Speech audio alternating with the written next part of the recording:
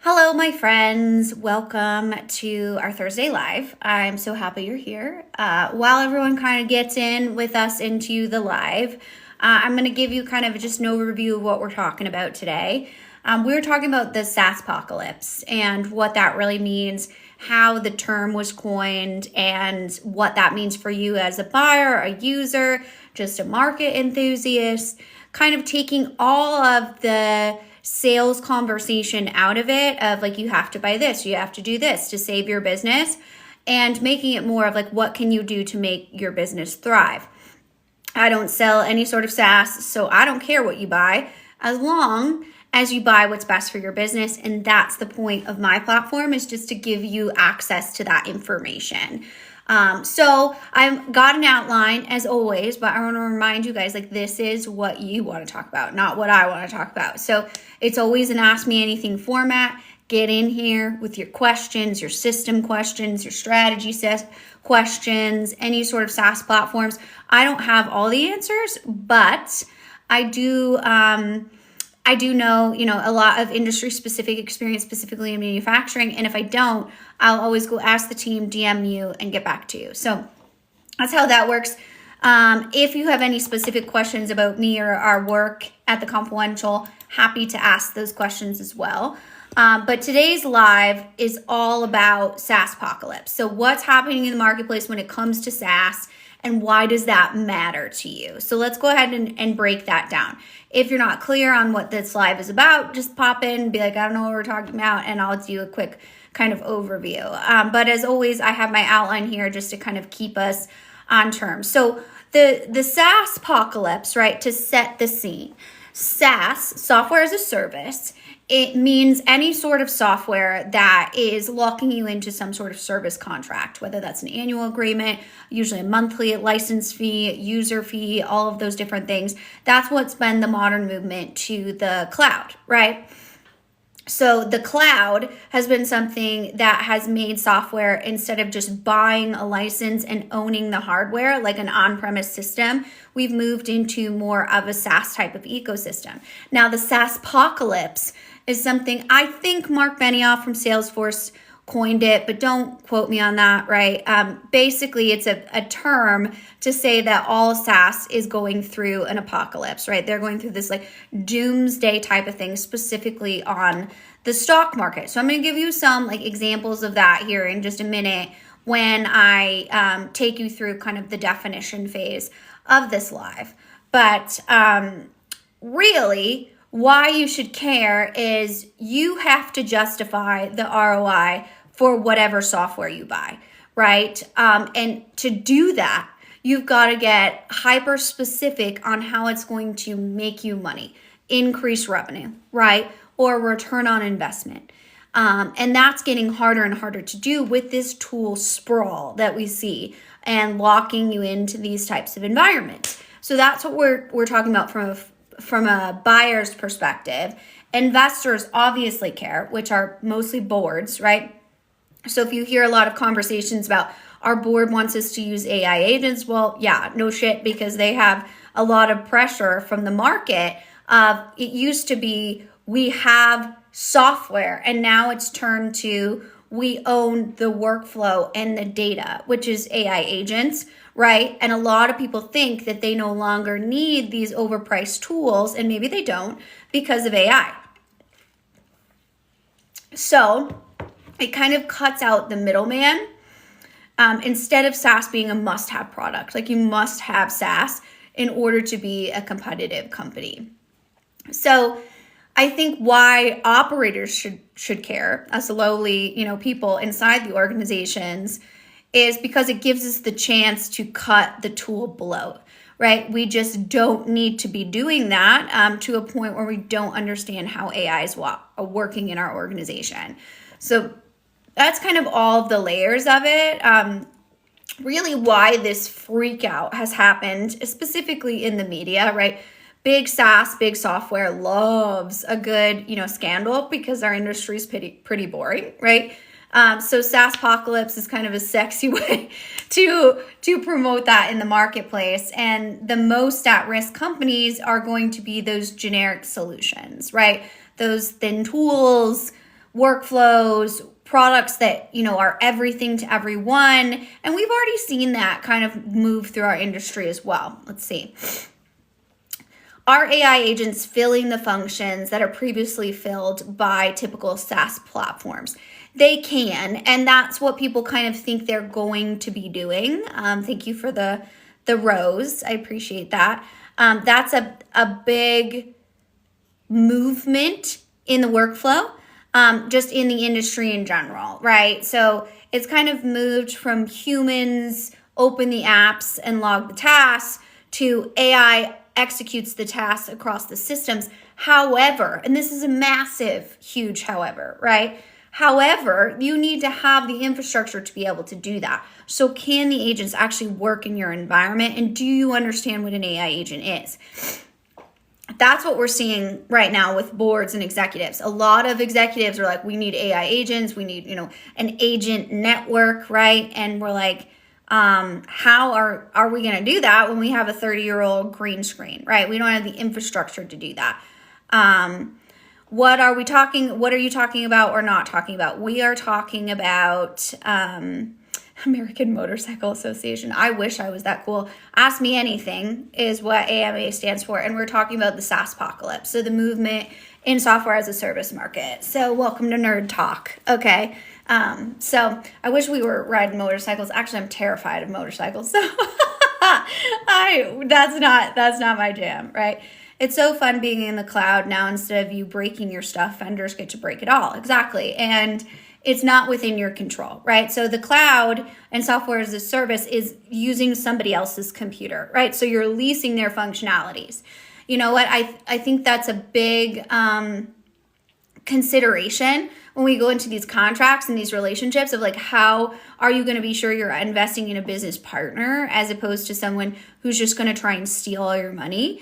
You could get a motorcycle if you want to. You obviously have not seen my bike riding coordination because it's not good. Again, nerd talk, right? So I think the big takeaway of us going over here is software is dead. So it's not, software has to prove real outcomes, right? So it's not that software is dead. It's just we are done as all of these different buyers of like this tool sprawl of like we can't control anything we do in technology, right? So I work as a PSSA, as CSM. This is fun to see. Oh, good. I'm glad you're here. If you have any questions or you want to add to the conversation, I learn is just as much from you guys as you do for me. And that's the point, right? We have so much marketing from big SaaS machines or big consultings come at us like, you need this, you need this, you need this, you need this silver bullet. And we're like, yeah, we don't really need any of that, right? We need to calm down and look at what our business can do and what it can't do. And that's what this format is for. And you're a big part of that by giving your recommendation. Do you think we will ever move away from SaaS? I miss the days where we don't rent anything.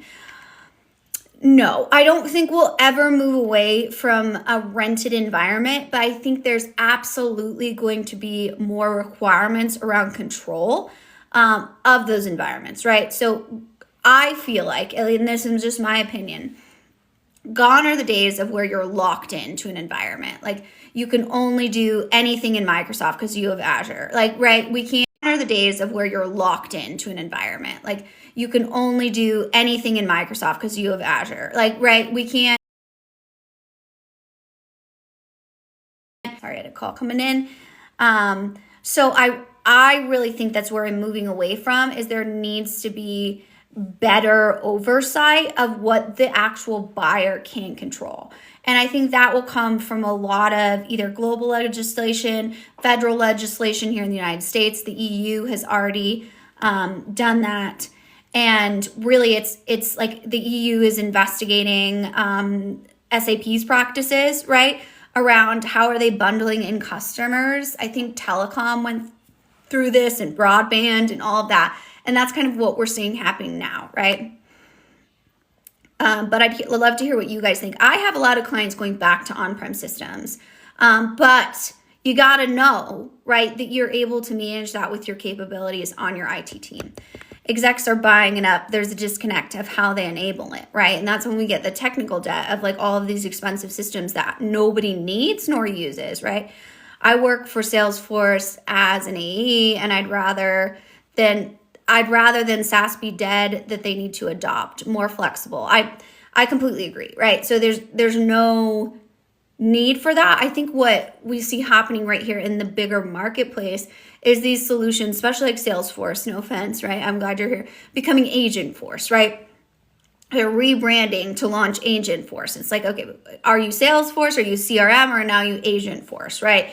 And that's kind of what we see pushing these solutions down their throat to be able to appease the stock market or the board or the investors, right?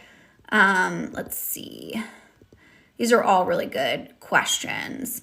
Which SaaS do you think is the best, better, most closely aligned with what buyers need?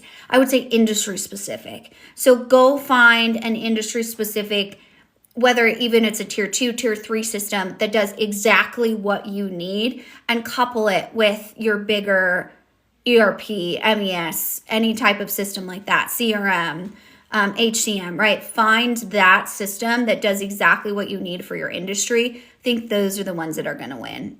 I'd love to hear what you guys think too.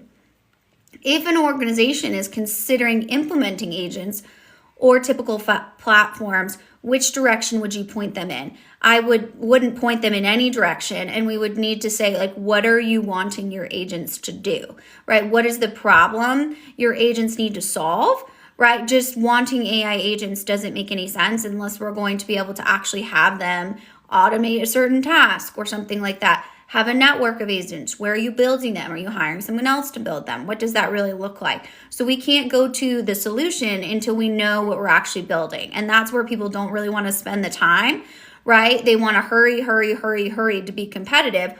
I get that. But at the end of the day, we can't completely make a bad investment just because we want to, drive the nicest car or live in the nicest house, right? We have to have some discipline on what's best for the business.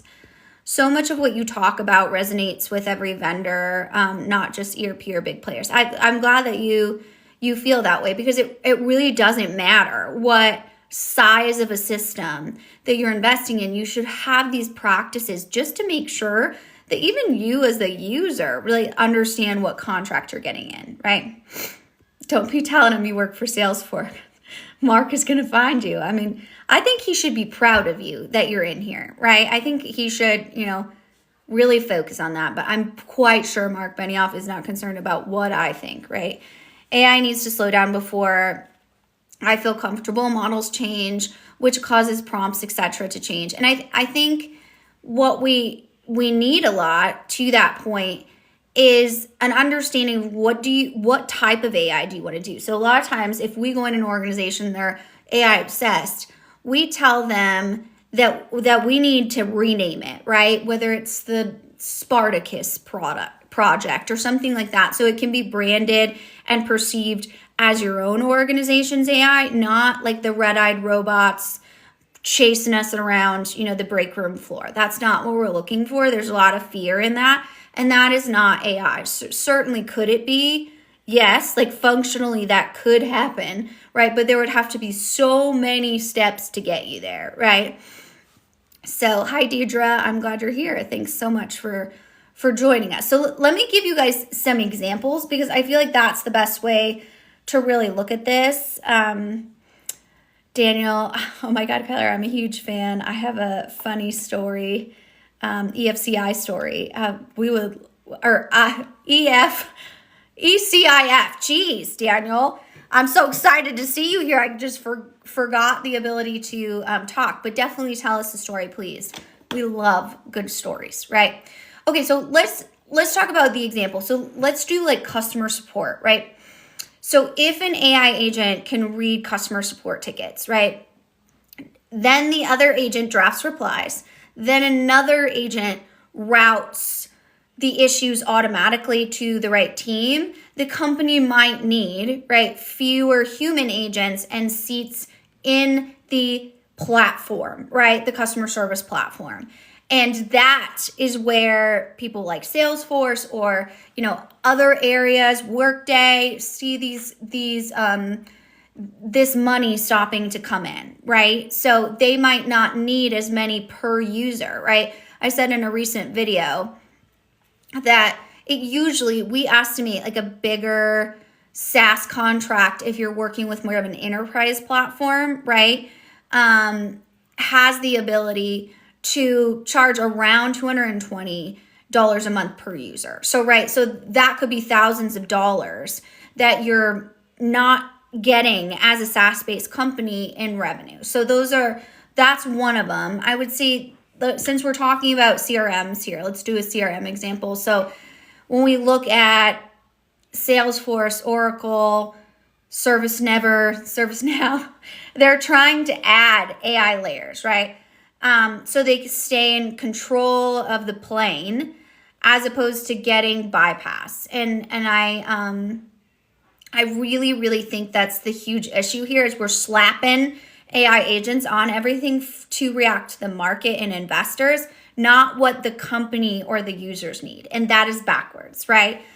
We may not be able to do that and control that as users on our level, but we can certainly be aware of it. And that's going to make us a more valuable employee as well. So that's why you need an orchestration layer that is responsible for prompts, model selection, validation, versioning, etc.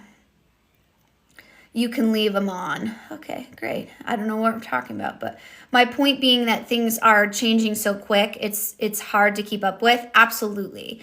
And it definitely is hard on, the direction level of like, what type of AI agent are you talking about? What type of AI are you talking about? Are we talking about generative AI so that we can automatically draft response? Are we talking about predictive AI? So we know, when our machine needs maintenance, like what do you mean? Those are two very different things and they're going to be implemented very differently, right? Too many characters for the chat, but I just need to get it off my chest as someone who might understand. I'll message you. Please do. I get those messages all the time, right? Of people going through this, and it's something that I deeply enjoy being able to be an outlet. I'm honored that you share your stories with me. So please message me as well. So my employer is trying to move a PB data center into Azure. It's going to be 5 times our annual operating expense, but no one will listen. So I've got so many questions. Is it like a physical data center that they're trying to move to, or why? Because it's faster? What would be the why behind that? I think data centers are a whole nother conversation we can have about where the industry is going, even at the, but it will position for the future. Are LLM AI better to accurately diagnose end user? It pops up. End user IT issues better than a trained tier 1 analyst? I think it totally depends. I would say no, right? Not off the bat. If that is your strategy to be able to diagnose something, it might be something more of like a threshold, right? Like you have a script for your chatbot for the IT help desk. And if they can get through these 3 questions, I forgot my password. Here's how you reset it, right? But if we have a bigger like hardware problem, then the AI sees the threshold and it sends it to, human agent. So there's layers to that. I think if you had the right model, you could probably train them to be that level. It would depend on the organization, right? It would depend on all of these different things. But the agents need to always be learning and monitored, right? So good question. Why? I really want to know. I mean, give me his number. I'll call him. Future proofing at its finest. Absolutely. And so when we think about this as how it affects our overall technology strategy, I think there's one like silver lining to all of this mess and noise is these companies that typically are trying to lock you into a platform, right, are now being pressured not only by the marketplace, but by bigger customers to be like, hey man, I don't want all of your tools, right? I don't want the entire SAP suite. I just want to be able to use S4HANA and plug in my industry-specific SaaS tool into that. I think there's opportunities to open the door to have that conversation. And in the past, it would have been like, yeah, no, never lose my number. I'm blocking your data. And now that's being really pressured by actual legislation in the world marketplace. I think that's super cool. I don't know about you guys, right? So what do you think the role of analysts, data analysts will be when AI matures? So I think we move the role from analyst to operator for sure, right? Because all of these agents still need oversight, right? Especially when we think, a lot of times people think that like one agent, reads the ticket, drafts replies, routes automatically, and then checks in the customer 4 days later. That is a network of agents, right? So they all have to work together in order to make sure that that's functioning correctly, right? Or else one is going to make a decision and then the other is going to not, right? So I think when we look at AI, we still very much need human operators. So I would start changing that analyst role to an AI operator role so they can not only see how do we monitor our AI and manage it, how do we make it better, right? And that's what we have to kind of change the perception around, right? So what do you guys think? So let's see. When AI becomes intelligent, then I will be concerned. Otherwise, all required human in the loop. I would say the same, right? And I think we see people now like purposely putting mistakes in emails and things like that to prove you're human. So there's also this big kind of resurgence of distrust around that. Seat pricing may end and outcome pricing may become more of the norm, but there will still be SaaS. I couldn't agree more, right? And a lot of people ask me like, well, what outcome pricing? What would they agree to? And I'm like, again, we're in this very changing world where they don't have the leverage, right? The market is telling them, hey, build AI agents and you need to integrate them into your package. Oh, and people need to go live on them, right? So they need to use them in order for you to get, any sort of funding or money or anything, capital, that type of thing. And that really creates this new pricing structure that is focused on outcomes, that's focused on go lives, right? But that's not the outcome we want to be focused on as a business, because go lives are great, right? That's awesome, but it doesn't matter if it's not producing good business results, right? So a lot of times when it comes to outcomes, you got to know what you want happening with this tool first, not that you just want AI agents, and then hold the vendor accountable in that contract negotiation. So I couldn't agree more. Let's see. Do you think Big Four and other ERP consulting will reduce staff over time in the foreseeable future? I don't know, right? I think some businesses, yes, because they are used to that model. Some businesses, no, right? They'll kind of hold on to their ability to do all of that in-house. I think when it comes to system specific, that competencies to have in-house, I always recommend that businesses start to build those out themselves so they're not reliant on someone else to do that, right? Whether it's something like testing. I just had a conversation with a client yesterday about how Deloitte manages their testing. And that's cool, that's fine, right? But what are they actually getting? Are they getting quality testing? And how are they managing to that? How do you look at those things and analyze, oh, this is good work that they're giving me, or are they just giving you invoices, right? And so I think that's going to be something that we have less of an appetite for, of just the blind billing, right? Curious to hear what you guys think too. Performance reviews this year were hilarious with employee and manager. I bet both using AI to fill that out. I'm not in the corporate world, but I bet that was absolutely hilarious because I would have totally done that. If I were in, my 20s as a analyst at a Fortune 500 company, I would have so done that. But I bet that was hilarious. Feel free to give us an example if you want. I just want LLM to do the data entry so I can concentrate on fixing issues and customer service. I guess what LLM? Like, is this your own built LLM, or is it, a certain LLM that you're managing from a vendor? Are you a research analyst? No, I am not. I do my own research with my own clients, and I do a lot with higher education.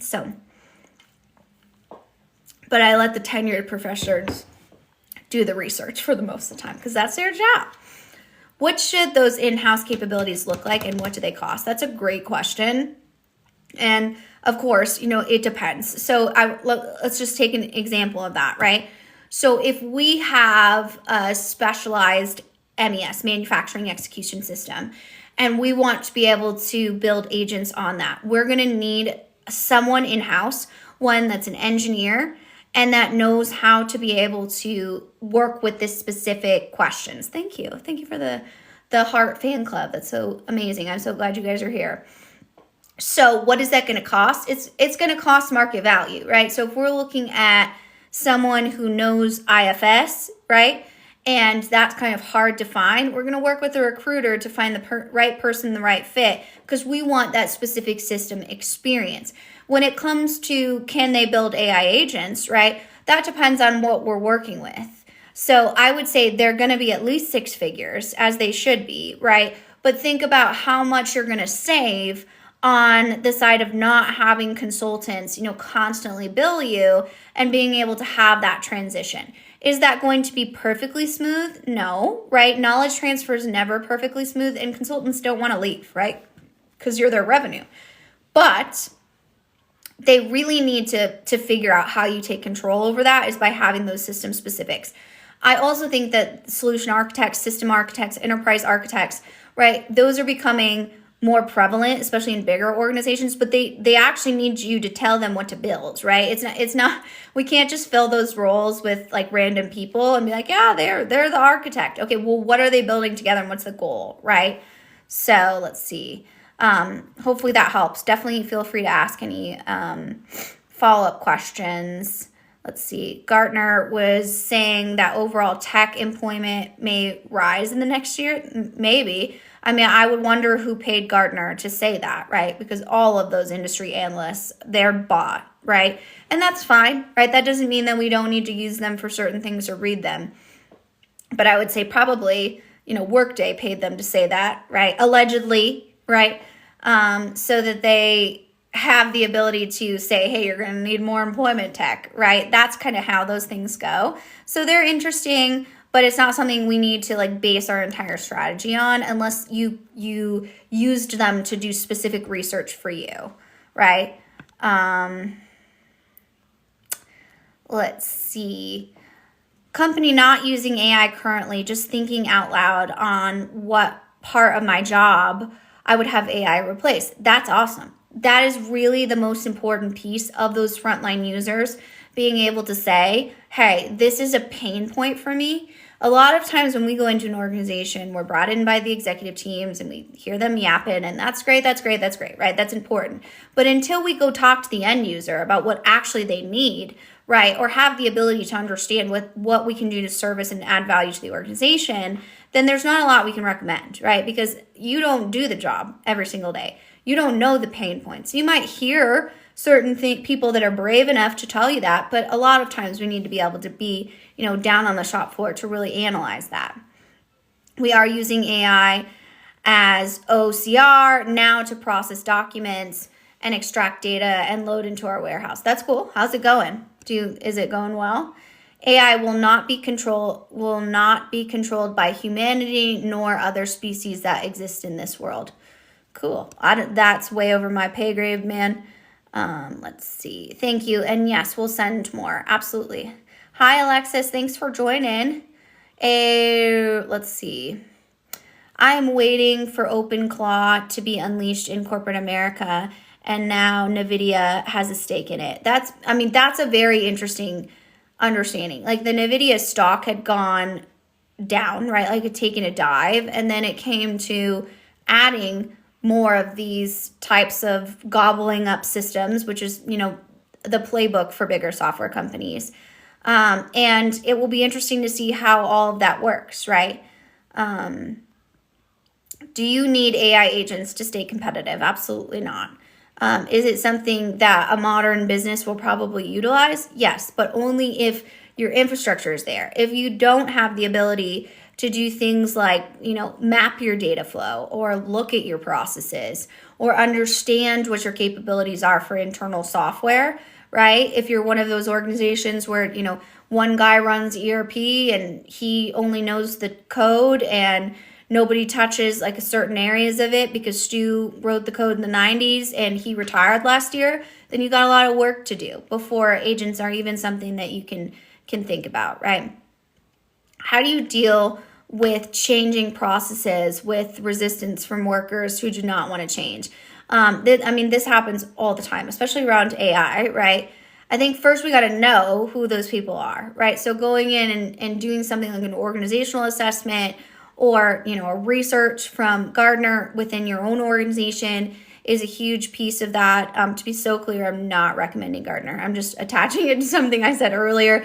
That should how it is. That's part of the discovery process. Some of my favorite meetings to be in are when, we read out change assessment or organizational assessment data and the executive team is shocked because they thought that all of their people were so pumped for Agent Force and they were, this is a business of the future and they saw this opportunity. And that's not the case whatsoever. A lot of times people are not interested in that, especially if you have a failed implementation. They don't think that you can do it. And so first you got to identify where that is, probably by a department level. And then we've got to peel back the onion to understand what's stopping the change, right? Like, is it because you screwed them over in a failed implementation from 5 years ago? Well, no wonder, right? They don't want to do this. Is it because they don't understand what you're doing and you haven't effectively communicated with them? There could be many levels for that, but it has to be diagnostic. It absolutely cannot be a change management firm that's like, hey, we have a template for this. Let's do some kumbaya and trust falls type of thing. So let's see.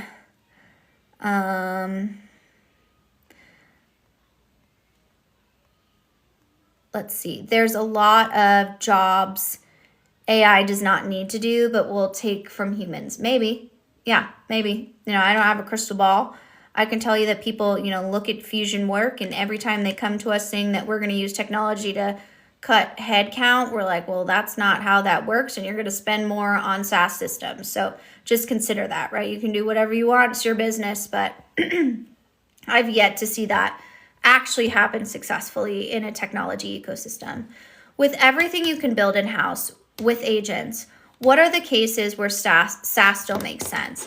And that's a great question. And that would be, again, very organizationally specific. So I would say if you're leveraging a bigger SaaS system, like you're a multi-billion-dollar company and we have an ERP system that runs everything from a back office to finance to our CRM to our production, then we can build agents on top of that. But agents aren't probably going to replace that, at least today, right? If we're talking about more of an SMB, maybe we're at like 50 million in revenue, then, maybe we don't need to look at an ERP system and we have something that's more open source. But a lot of times that takes a lot of IT competency in-house that not a lot of businesses have at the $50 million revenue mark. Does that make sense? Let's see. Overall, it's going well. It has its issues, but give it a B+. That's awesome. That's awesome. I'll stop. I feel like I'm off topic now. Oh, no, absolutely. People are asking you questions. Have you used OpenClaw? That's a big, let us know how it's going. It's helpful for everybody in here because a lot of people might not be brave enough to answer these or ask these questions, but they have them. So by all means, get on in here. Who should own building and testing an AI agent in your organization? IT and IT, right? All of you know that I'm biased in that, right? I think we have one department that tests things and manages releases, right? When we have the business starting to do things like build agents and vibe code, that's when we get things in production that break shit, right? So I don't like that. I don't think that's a good idea. A lot of modern organizations have the business that are making AI agents. I don't think that's the way to go. I think you focus on one department, one quality management, so that when we don't get situations where they're like, hey, my supply chain agent broke, and IT's like, what supply chain agent? Like, that is a big problem, right? Because then we have a cybersecurity risk, right? Let's see. I'm an independent consultant and project manager for SAP SuccessFactors. I'm looking to get into AI. What do you recommend? Well, do you want to be in the SAP space? Still, I think there's a lot of cool certs that SAP has, and I know this isn't the most fun one, but I always recommend the Signavio one because it's process intelligence, especially if you're working in SuccessFactors. There's lots of opportunities to look at process intelligence. It is AI, right? It might not be the sexiest type of AI, but that's where I'd go if you want to stay in the SAP environment for sure. If anyone else has recommendations, let me know. Find out why the workers don't want the change. Resistance is usually a fear response, right? And as it should be, right? This is the most vulnerable part of people's lives, their job. It's how they feed their families. They're worried about that, right? So we've got to feel back of like, what are they worried about? Are they worried they're going to get replaced? Okay, Susan from accounting, totally makes sense. Get that. But you're not going to be replaced, and here's why. But here's how your job will change.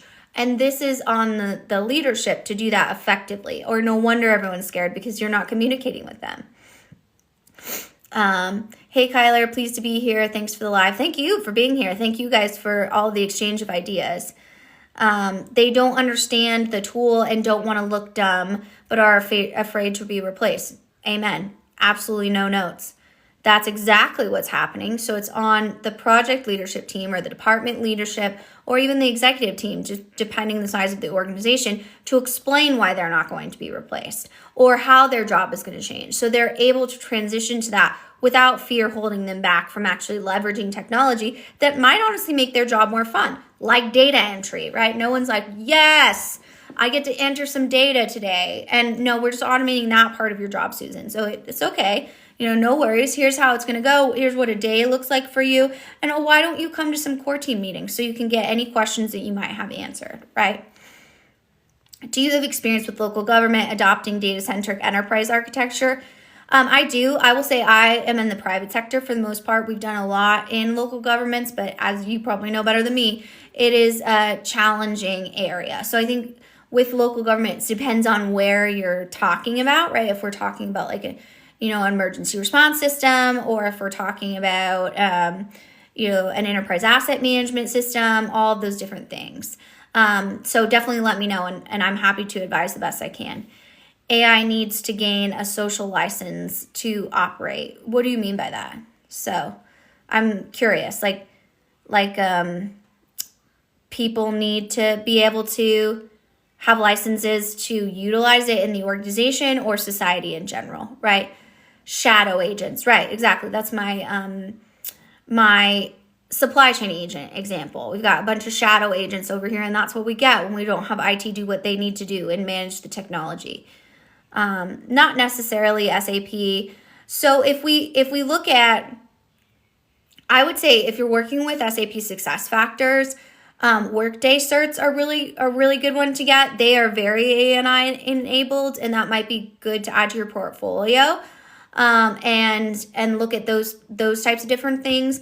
When it comes to AI, right, we can do a lot on the generative side. We've got Claude, ChatGPT, all of these different pieces. But when it comes to actual certs, I think going through a system-specific AI type of certification is always a good thing. I know I've seen a lot of people do the MIT type of AI automation certs. I think those are okay, right? If you have an extra $5,000 to spend, I certainly wouldn't be something that would happen because there's just too many generalizations. I'd rather have system-specific experience so that you can go out and better serve those clients. So it is the future when it stretches to the question, but minds do great things. Amen. Amen, Laura. This is where everything goes crazy because people aren't used to change. Absolutely. And I mean, the modern organization, especially a bigger one, they don't have that much change, right? We might change policies, or we might do all of these things, or you can wear jeans on Fridays, but when it comes to their day-to-day, right? How do they do that, right? Let's see. Are you against AI? Absolutely not. We are talking about a municipality of 140K residents, small size for the US. Absolutely. So, I mean, I would have to say, like, what type of data do they have now? And do we use a business intelligence tool?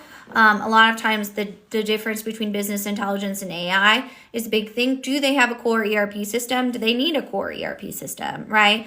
And do they have, like, does the state require them to use something? Does the county require them to use something?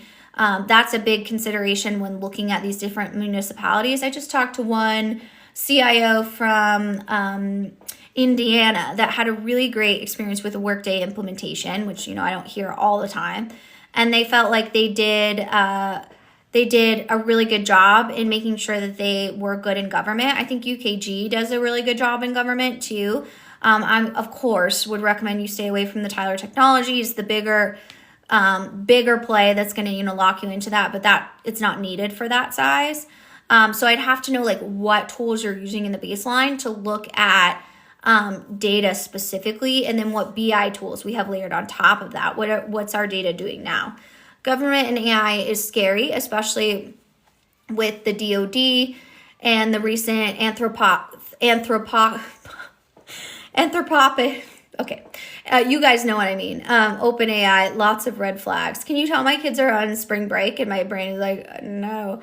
But I absolutely agree with that.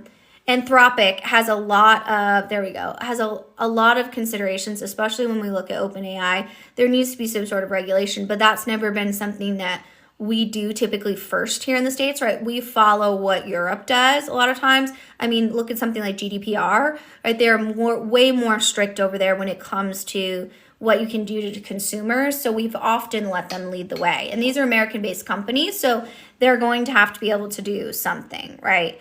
But the government is usually ahead of tech in the private sector. You'd think so. You'd think so, right?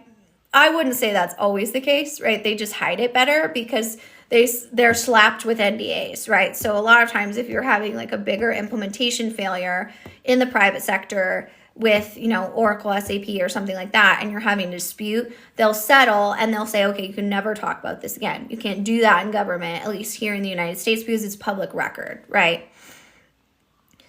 And talking about data-centric strategies, all systems, all capabilities, where's the AI brain, right? So I think, I mean, have you looked at Palantir? Have you given that a try? They did start in government, so before anyone loses their mind, that's usually where we're going to start with those kind of interoperability tools where we're pulling a little bit here, a little bit there, a little bit here. I think Quaris, if you haven't seen them, they're pretty good, right, when it comes to smaller municipalities as well. Let's see. Love your take on everything. Thank you. I'm so glad you're here. Thank you so much. So license, ongoing measure to gain public acceptance and trust of tech. Very true. Very well. Thank you for educating us on that. That's really helpful. Any stories on successful implementations? Yes, absolutely. We've had lots of successful implementations when it comes to being able to leverage AI agents, right? We've got a variety of agents which we built, right? Or we've seen agent networks work really well in certain areas, as long as the baseline on every single one of those is a good, respectful partner-vendor relationship, whether that be with the SI or the vendor, right? Like I say, system integrator. And that's really where all of those starts, where everyone's moving towards the same goal. I think that typically happens with tier 2, tier 3 SIs that are industry focused or system focused, right? I'm not talking about their processes, oh, thank God, Laura. More so like military tech, not the VA health system. Fair enough, right? It doesn't help that Hollywood has told us for decades that robots are going to kill us. Absolutely. I mean, I did a talk, it was a couple years ago on the Women in Tech circuit about like the Terminator effect. And I went through like all the data analysis of Sarah Connor. Like if we actually had good hygiene, we wouldn't have to chase Sarah Connors around the world because she's going to birth, you know, the the leader that's going to stop the robots from taking over. We would have known like their last address, their date of birth, their age, all of these different things, because we would have had all of those data metrics. It was a fun talk until many of my younger audience members were let me know that the Terminator's for old people. So, you know what? I'm old people, so for sure. Yes, core ERP open source app and data separated with Fabric on top of it, but very strong integration layers. That's awesome. I mean, I think that sounds like you're on the right path. Definitely message me if you want to give me like those specific architecture, and we can talk about that for the BI Fabric on that. I think like what's the problem here? Are we trying to like modernize the employees of the municipality, or are we trying to modernize the citizens? Hey, any thoughts on Globant? I think that's how you say it. I do not have any thoughts on that. I don't know what that is, but if you guys know, definitely look in the comments. We can pull your info. Let me take a look and I'll get back to you for sure. We use it to generate descriptions and metadata for our data warehouse. That's cool. Let's see. Do you have any advice on how to help a company use their existing ERP better? ERP, MRP, WMS, ETF, etc. Yes, I mean, I would first say, like, what are they using it poor? Like, what are the bad experiences? That's always what I want to hear first. Like, what do people have to say about it?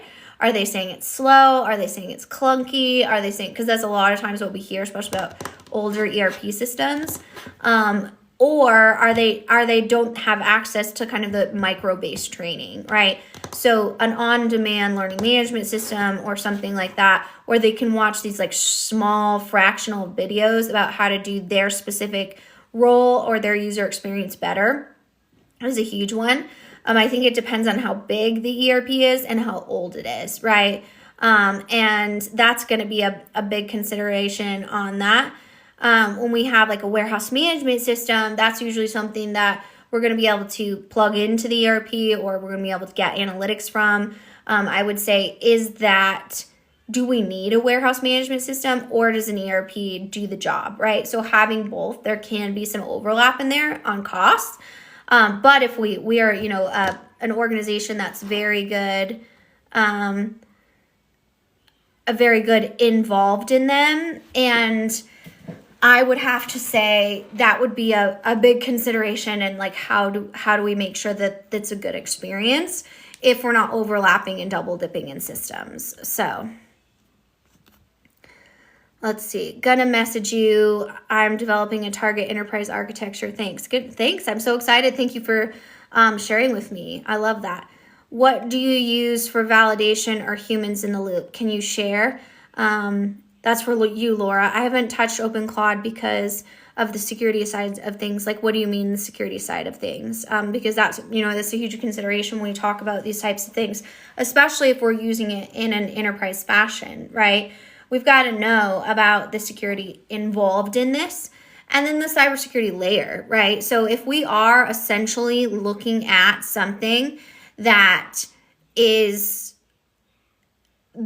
has the ability, right, to open the door because it's opened, a new level of agent or something like that to our cybersecurity. It's weakened our understanding, which any new system is always going to do that. When you have an architecture, the more holes that you have in it, even if they're healthy integrations, the more opportunities we have for our data to get loose, or for cyber attacks, or for anything like that. And that's again, a big consideration when we look at certain agents. That comes to like build versus buy, right? In the SaaS apocalypse, a lot of people have asked more questions about that. You guys have asked a lot of questions about that, because you should, right? Like, I feel like I'm, again, leasing a space. It feels risky for my business. I don't have control over the plane, right? I'm just sitting in there. I'm hoping that I get to my destination. And when we look at agents, it's the same sort of thing, right? I do a lot of, whether it's for private equity or it's for like state and federal grants for new technology innovation, because, I have a lot of systems experience. And the main thing I always see is like these startups around AI agents, which is great, right? Like, I really appreciate new startups But we've got to be honest on what we can do in certain specific business environments, right? So if we're selling AI agents, what does that mean, right? And what does that mean as far as making sure that it not only integrates with our system, we know what we're buying, that we have the ability to optimize and operate these agents so you don't have to go to the vendor every single time. So I'm not telling you to not buy from a vendor, right? I'm telling you to know what you buy and know that you're responsible for the software that you buy. And for goodness sake, if I've said it once, I've said it 1,000 times, read your contracts, every boring word, or get somebody else to, right? It's a big piece on that. So let's see, Laura, instead of thinking of doing it, having its own accounts instead of mine. That's really smart. Didn't think of that. That's very cool. Kind of doesn't help it doing it that way, but more to see the exposure first. Definitely understanding that, testing. We are doing MFG ops on Oracle Fusion, and we end up doing a lot of export to Excel. And that is a big regular thing, right? When we talk about how many businesses are exporting something to one system via Excel to another. And a lot of times, like, we're delivering reports the wrong way because we don't have like unified processes. The need by dates in the system are often wrong, and the data is scattered across modules.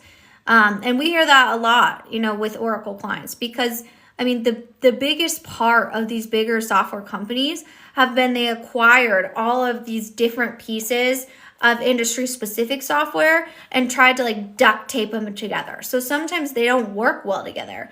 And that happens in bigger environments. And so let's see, the need by dates in the system are often wrong, and the data is scattered across modules. So we're exporting a lot to Excel, and then do you import it into a different system, or who's configuring that? Is that Oracle, or is that your internal engineers? We might see if we can get to the bottom of it. Wrong as in it's not in the same format. Good question. Excellent question. We worked with I can't see that, for the end that uses to view in there and then approve changes, sent it back to data flow, used update, BigQuery, and GitHub. Cool. That's definitely, looks like you got your ducks in a row here, Laura. You'll have to let us know how it goes from a security perspective, definitely, if you don't mind. I do lives every Tuesdays and Thursdays, and that's a big piece of people bringing back what their findings are to just share with the class. We do analysis in Excel. The system was stood up by an integrator 3 years ago and is maintained by internal IT. So that's totally common. And I'll message because it sucks with character limits. I know, it really does. We've got a lot to talk about here at TikTok. And so when we say maintained by internal IT, I assume that they don't have the ability to build it out or customize it in any way, shape, or form, which would make a lot of sense with an Oracle environment. And that is so hard and so inefficient, really, right? And that integrator, I would love to know like what the relationship is with them still, of being able to say like, hey man, I'm doing all of these things, I'm exporting, can you help me figure this out? The thing we don't need to do, right? And just a cautionary story on that is when we have the ability to customize something, we need to own that IP, right? We need to own that code, not the integrator, because if the integrator owns our customization, then we don't have the ability to get out of that contract without breaking our system, right? Red team here. Reporting has a big problem. Users want to use big monolithic extracts to mine data, right? And they still quite literally mine it manually. And that is a big challenge. I think that's a big contractual piece too, that people are like, oh no, I would assume that big vendors are going to make sure that my reporting is correct. That's not the right assumption. You're responsible for your own reporting, even if it's not valuable to you. So when we're doing testing, when we're going into these contracts, when you're doing demos even, make sure you understand what you need from a reporting requirements specifically. Such good stuff here. What Oracle? The first time I saw Sprawl, which was, we don't say that word here, no, which was a CRM, the tables and views behind Spiderweb. Yeah, I mean, Sprawl she's an oldie, right? But many people still use Sprawl, right?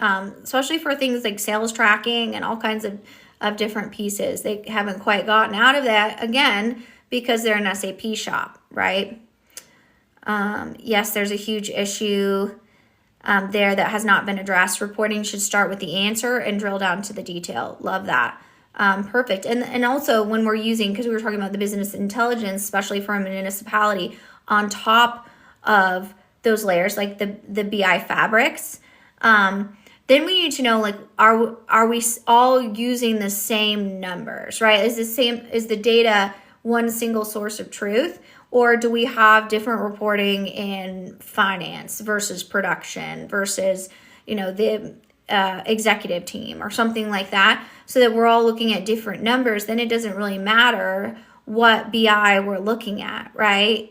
So that piece of it is not something that we need to, have to figure out without the vendor helping us. So, all right, my friends, thank you for the 10,000 likes. You guys but SaaS has this fallacy of self-reporting, self-service reporting. It never works, right?